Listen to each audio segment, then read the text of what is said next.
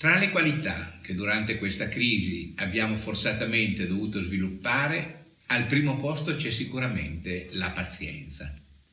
Infatti la pazienza ci sta aiutando a superare i momenti difficili causati da un avvenimento imprevisto che ci vede costretti a riconsiderare i nostri rapporti con le persone, con le regole sociali, con il tempo e molto altro ancora. Il fatto che non eravamo preparati a farci flebo di pazienza in dosi così massicce è più che evidente.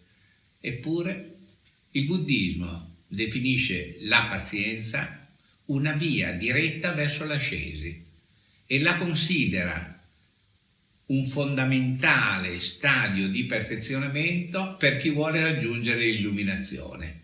Infatti, chi desidera addestrarsi nella compassione deve applicarsi nella pazienza, che per le persone ordinarie ha due aspetti: la sopportazione dell'altro e l'acquiescenza degli avvenimenti. Definita la pioggia che spegne gli incendi delle passioni, la pazienza richiede un perfetto controllo delle emozioni e una perfetta accettazione delle situazioni.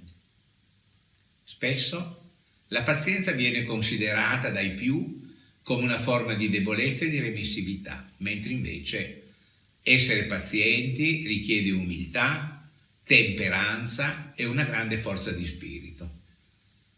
Sul piano personale, imporsi di essere pazienti è prova di fermezza e determinazione, ma esserlo veramente implica una stabilità interiore che deriva dal dominio della propria mente. Si fa presto a dimostrarsi pazienti, ma si fa anche in fretta a spazientirsi. Chi desidera addestrarsi nella pazienza non deve aspettarsi niente, non deve inquietarsi se gli abituali punti di appoggio mentali vengono meno, non deve avere attaccamenti e deve saper fronteggiare le difficoltà, le privazioni e la sofferenza. Ma c'è di più. Non deve reagire alle offese, alle ingiurie, alle violenze e ai vari torti causati da altri. E soprattutto deve voler perseguire il bene altrui.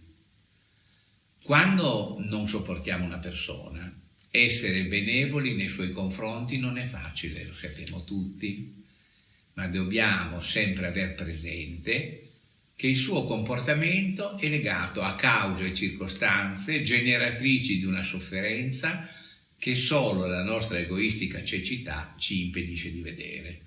Cioè, se l'altro è agitato e ha dei problemi, noi dobbiamo comprendere la sua sofferenza interiore.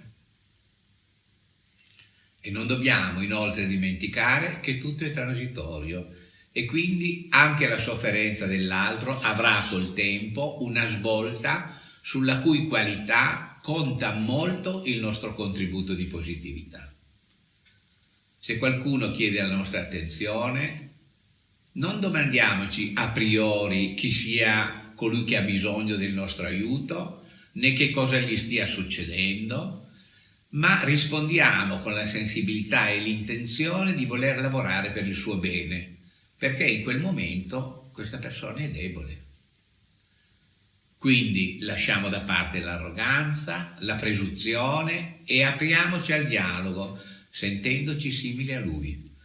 Perché certamente c'è stato un momento in cui anche noi abbiamo avuto bisogno della pazienza di qualcun altro. La pazienza può nascere inizialmente come un'azione benefica, ma con l'addestramento diventa una qualità dello spirito, un'attitudine interiore in grado di smuovere le montagne e di smontare l'aggressività di chiunque, perché quando viene spontaneamente esercitata non c'è peso che la pazienza non possa sopportare.